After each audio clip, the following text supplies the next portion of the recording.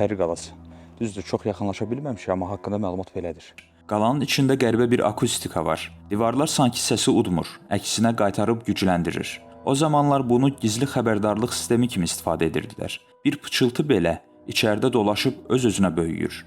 Havadan baxanda isə qalanın quruluşu adi bir daş yığını deyil. Təməli qədim türklərin qoruyucu runik işarəsinə bənzəyir. Sanki buranı sadəcə müdafiə üçün yox, simvolik bir enerji nöqtəsi kimi tikiblər. Bilirik ki, bəzən qalanın daşları gün işığı altında qəribə parıldayır. Elə mənim bu çəkdiyim videoda da həmin o parıltını təqribi görə bilirsiniz. Hava tutqun olmasına baxmayaraq, qala ön tərəfdən tam parlaq görünürdü. Bunun səbəbi isə tikintidə istifadə olunan kirəc daşının içində incə kristal qatdır. Və ən maraqlısı budur ki, Pəri qalasının adı heç vaxt Pəri mənasında olmayıb. Qədimdə bu söz Pari kimi səslənirdi və işığın varlığı, gözətçi ruh demək idi. Yəni bu yer əslində görünməyən bir varlığın qoruduğu məkan hesab olunurdu.